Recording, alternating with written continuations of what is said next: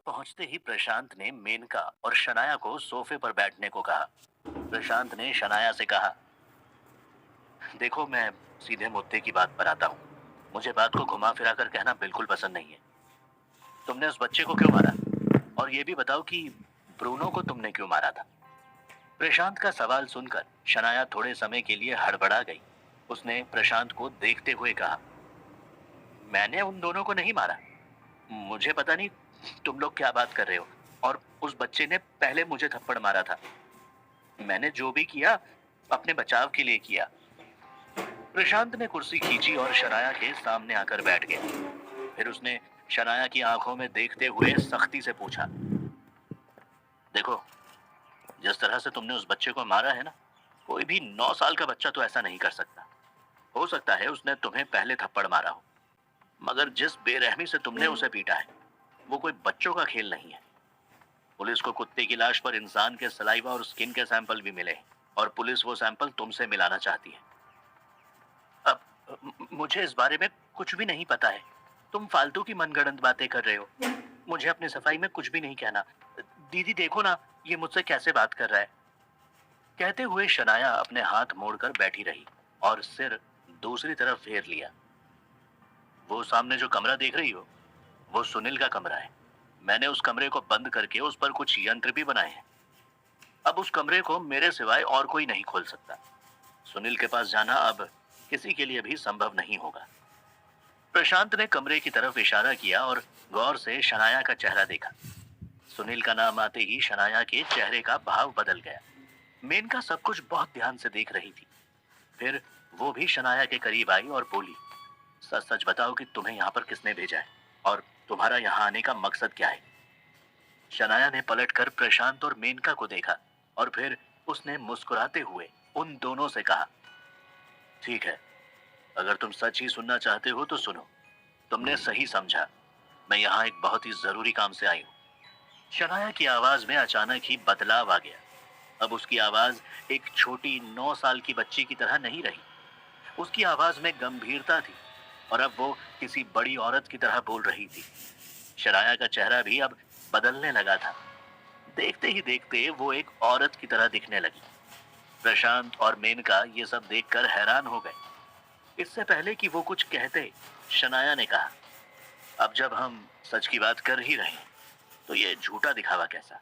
ये बात सच है कि मैं एक छोटी लड़की के मुकाबले में कहीं ज्यादा ताकतवर हूँ, और वो इसलिए क्योंकि मैं 9 साल की नहीं हूँ।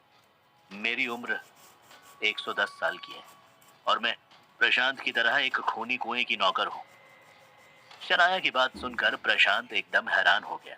उसने शनाया से कहा, तो इसका मतलब मेरा शक ठीक था। तुम यहाँ सुनील की तलाश करने आई हो, मगर तुम्हें सुनील से क्या लेना देना है? और तुम्हें यहाँ पर किसने भेजा है? शनाया मुस्कुराते हुए प्रशांत को देख रही थी।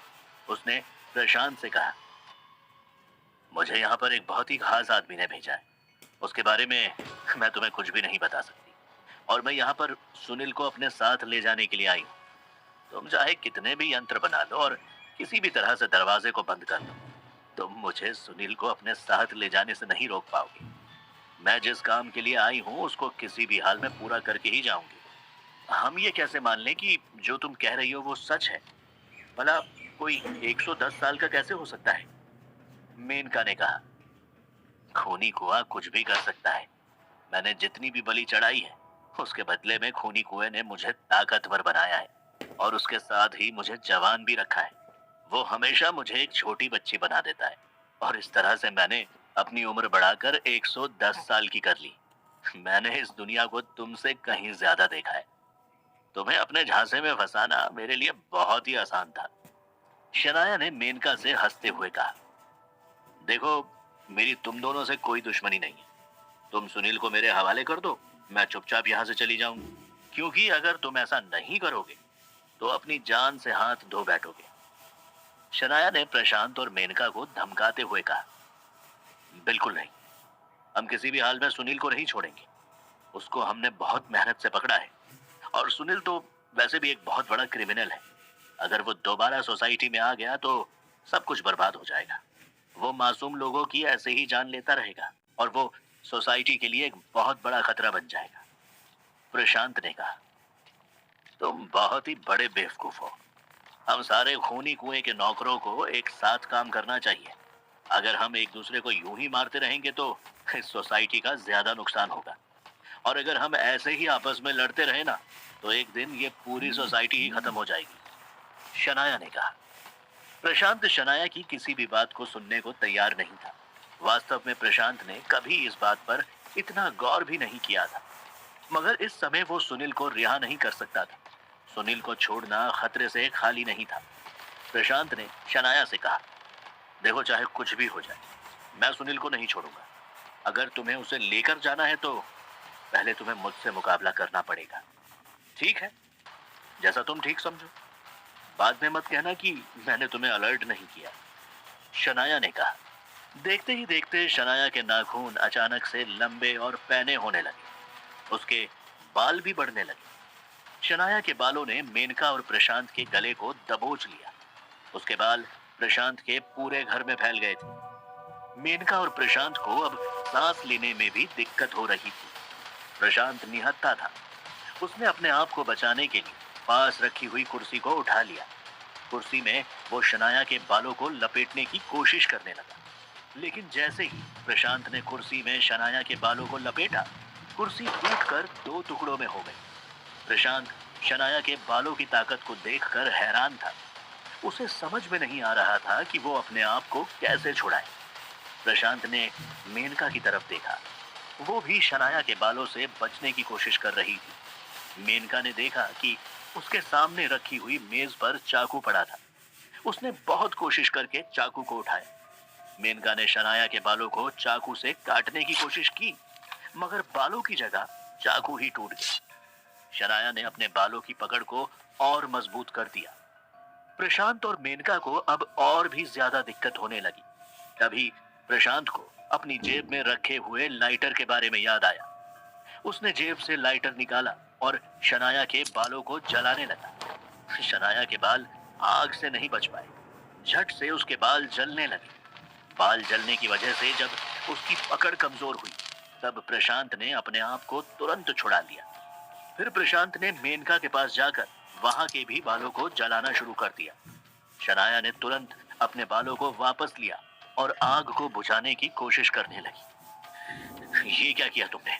हाय, मेरे इतनी कीमती बालों को आग लगा दी। 100 सालों से मैं इन बालों का ध्यान रख रही थी। अब तुम दोनों नहीं बचोगे। कहते हुए शनाया ने अपने नाखूनों को लंबा किया और प्रशांत और मेनका की तरफ बढ़ गई। मेनका ने फिर वही टूटा हुआ चाकू उठाकर उसके नाखूनों पर चलाने की कोशिश की, मगर उस चाकू का भी उसके नाखूनों पर कोई भी असर नहीं हुआ।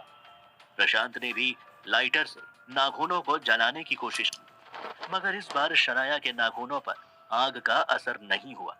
उसने तुरंत अपने नाखूनों से प्रशांत के हाथ पर वार किया। प्रशांत का पूरा हाथ खुरच गया और उसमें से खून बहने लगा। फिर शनाया मेनका की तरफ बढ़ी। तभी प्रशांत को अपने दादाजी के कारीगरी वाले टूल्स दिखाई दी। उसने कूदकर टूल्स में से एक बड़ी सी कैंची निकाली। जैसे ही शनाया मेनका की तरफ बढ़ी, प्रशांत ने उस कैंची से शनाया के नाखूनों को काट दिया। दादाजी की कैंची से शनाया के नाखून कट गए और उनमें से खून निकलने लगा। शनाया एक बार फिर हैरान हो गई और चिल्लाते हुए बोली, ये क्या किया? मेरे इतने कीमती नाखूनों को तुमने काट कैसे दिया? शनाया ने तुरंत अपने नाखूनों और बालों को समेटकर छोटा कर लिया। फिर वो गुस्से से बोली, मैंने बहुत मुश्किल से ऐसे नाखून और बाल खूनी कुएं से मांगे थे। तुमने सब कुछ बर्बाद कर दिया। इन सबको पाने के लिए मैंने कितनी बलियां चढ़ाई थी और कितने सालों तक इंतजार किया था। शनाया फिर से सोफे पर उदास होकर बैठ गई। प्रशांत और मेनका उसके सामने आकर खड़े हो गए। फिर शनाया ने एक गहरी सांस ली और बोली, अब मेरे पास कुछ भी नहीं बचा है। मैं बस एक असहाय बूढ़ी औरत की तरह हूँ। मेरी जान बख्श दो और मुझे यहाँ से जाने दो। मैं वादा करती हूँ कि मैं तुम्हारी जिंदगी में दोबारा कभी नहीं आऊंगी। हाँ हाँ बिल्कुल, क्यों नहीं। देखो, मैं तुम्हें जाने दूंगा, मगर इससे पहले तुम्हें मेरे कुछ सवालों का जवाब देना होगा। ध्यान रखना कि कोई भी चालाकी मत करना, क्योंकि अगर तुमने कोई भी चालाकी की तो तुम जिंदा नहीं बचोगे। प्रशांत ने शनाया को धमकाते हुए कहा। पूछो, क्या पूछना चाहते हो? मुझे जितना पता है उतना मैं बता दूंगी। शनाया ने जवाब दिया। तो सबसे पहले ये बताओ कि तुम्हें यहाँ पर किसने भेजा है? ऐसा कौन है जो सुनील को बचाना चाहता है? प्रशांत ने पूछा। मुझे यहाँ पर सुनील के खूनी कुएं के मालिक ने भेजा है। एक वही है जो सुनील को जिंदा वापस पाना चाहता है, शनाया ने बताया। शनाया की बात सुनते ही प्रशांत के चेहरे पर चमक आ गई। उसने तुरंत शनाया से पूछा, क्या तुम सच कह रही हो? मतलब, क्या तुम सुनील के खूनी कुएं का पता जानती हो? अच्छा, क्या तुम हमें सुनील के खूनी कुएं तक लेकर जा सकती हो? प्रशांत ने पूछा। हाँ, मैं तुम्हें वहां तक ले जा सकती हूँ, मगर क्या उसके बाद तुम मुझे छोड़ दोगे? शनाया ने पूछा। इस बात की क्या गारंटी है कि तुम फिर से कोई चालाकी नहीं करोगी?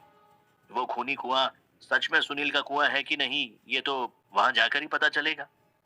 प्रशांत ने कहा।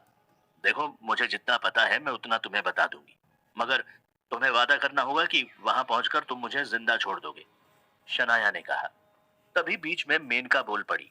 अगर तुम हमें सच में सुनील के कुएं तक पहुंचा दोगी तो मैं तुमसे वादा करती हूँ कि हम तुम्हें छोड़ देंगे। अगर तुम्हें प्रशांत पर भरोसा नहीं है तो कोई बात नहीं, मुझ पर भरोसा करो, मैं तुम्हें जाने दूंगी। मेनका की बात को सुनकर शनाया को भरोसा हो गया। इतने समय में वो जान गई थी कि मेनका को शनाया से अटैचमेंट हो गया था, इसलिए मेनका शनाया को कोई नुकसान नहीं पहुंचाएगी। शनाया ये भी समझ गई थी कि मेनका एक बहुत ही जिम्मेदार औरत थी। वो अपनी बात से कभी भी पीछे नहीं हटेगी। इसलिए मेनका पर भरोसा करते हुए शनाया ने हाँ में सर हिलाया। ठीक है, चलो फिर मेरे साथ, मैं तुम्हें सुनील के खूनी कुएं तक ले चलती हूँ, शनाया ने कहा। तीनों लोग प्रशांत की गाड़ी में बैठ गए और वहां से चलने लगे। शनाया प्रशांत को रास्ता बता रही थी। कुछ ही समय में प्रशांत शहर से बाहर निकल चुका था। शहर से बाहर निकलते ही अंधेरा बढ़ने लगा। शनाया प्रशांत को सुनसान रास्तों पर लेकर जा रही थी। प्रशांत के दिमाग में अभी भी शनाया को लेकर शक था। वो शनाया पर पूरी तरह से भरोसा नहीं कर सकता था, मगर सुनील के कुएं तक पहुंचने का और कोई रास्ता भी नहीं था। प्रशांत ने अपने आप बहुत कोशिश की थी कुएं को ढूंढने की। फिर प्रशांत को होरी की बात याद आ गई। होरी ने बताया था कि कुएं का मालिक सुनील को ढूंढने का प्रयत्न जरूर करेगा और शनाया के द्वारा शायद वो ये प्रयत्न कर रहा था। जैसे जैसे रात बढ़ती जा रही थी, चारों तरफ अंधेरा भी बढ़ता जा रहा था। थोड़ी देर में प्रशांत, मेनका और शनाया किसी गांव जैसे इलाके में आ गए। फिर वो रास्ता क्रॉस करके वो लोग एक जंगल की तरफ बढ़ गए। जंगल में अचानक ही प्रशांत को एक झोपड़ी दिखाई देने लगी। तभी अचानक शनाया ने कहा, बस बस, यहीं पर गाड़ी रोक लो, इसके आगे तुम्हें पैदल ही जाना होगा। वो झोपड़ी दिख रही है तुम्हें? उस झोपड़ी में सुनील का खूनी कुआं है। प्रशांत और मेनका गाड़ी से उतरकर झोपड़ी की तरफ चलने लगे।